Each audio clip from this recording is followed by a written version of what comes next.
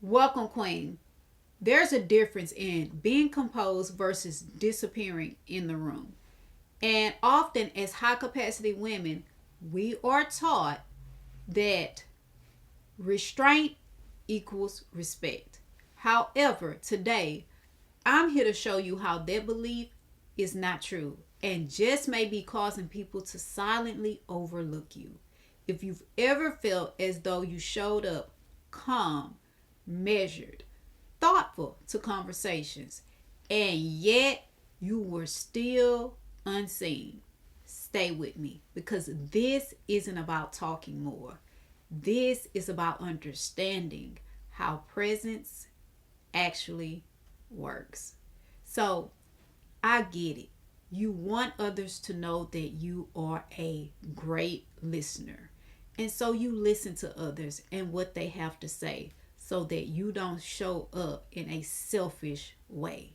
When it comes to letting others speak, you don't mind giving others the floor so that they are aware that you actually care about what they have to say and you're open to hear what they want to communicate. When it comes to reading the room, you want others to know that you are the type of woman that knows what to say, when to say it, and how to say it in such a way that it adds value and not conflict. And all of those skills are actually great.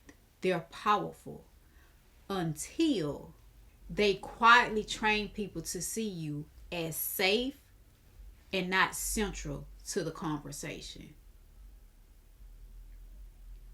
And that means you don't just avoid conflict, you assign yourself a supporting role. And so I need you to understand that I need you to understand that conflict does not damage your credibility.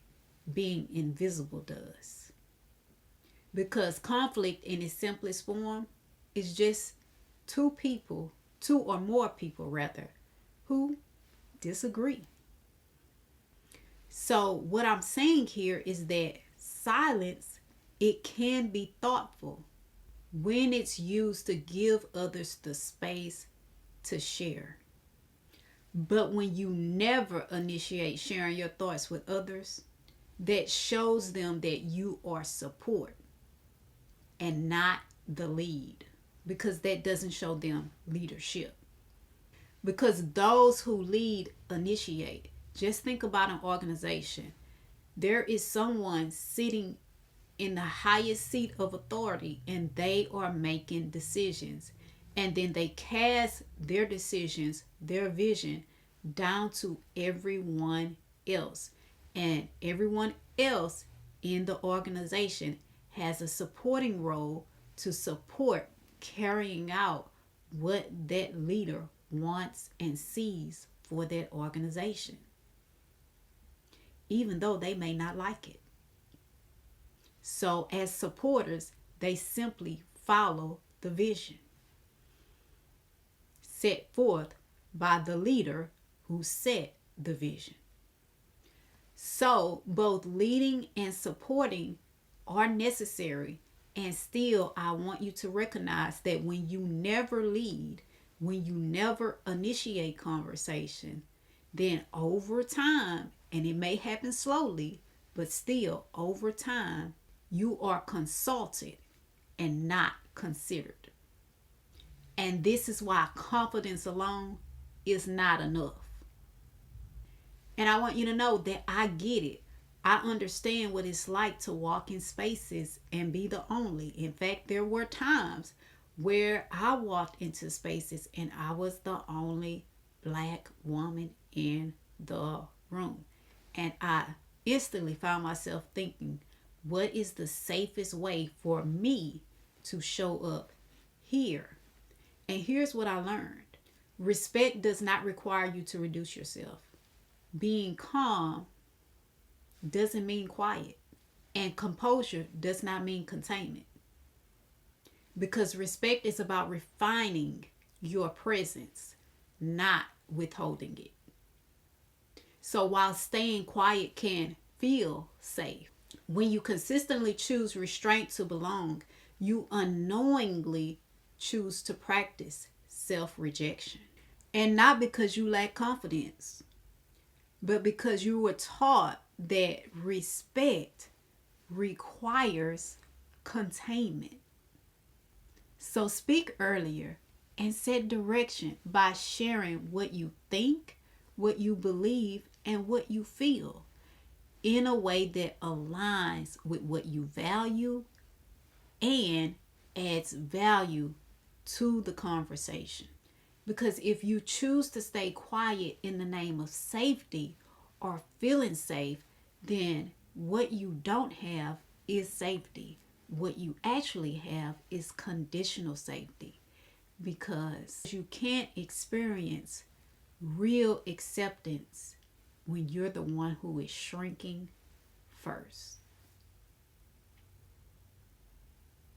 So today, I'm going to invite you into a self reflection question just for you. And I'm going to give you about 15 seconds to answer it. That way, you don't even have to pause the video. Here it is. Are you choosing restraint or defaulting to disappearing in conversations? I'm going to say it again.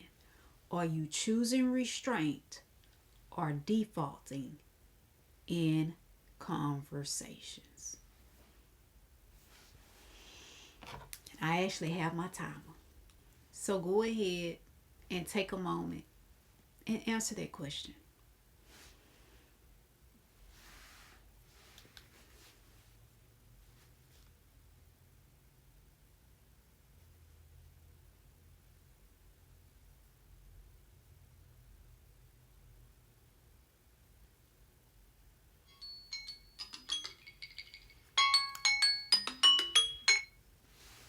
All right.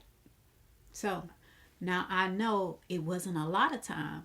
So if you need more time, by all means, pause the video, because I truly want you to be able to identify if you are choosing restraint or defaulting to disappearance in conversations. Because your silence just may be shaping how other people value your input and how they see you without them ever saying a word to you.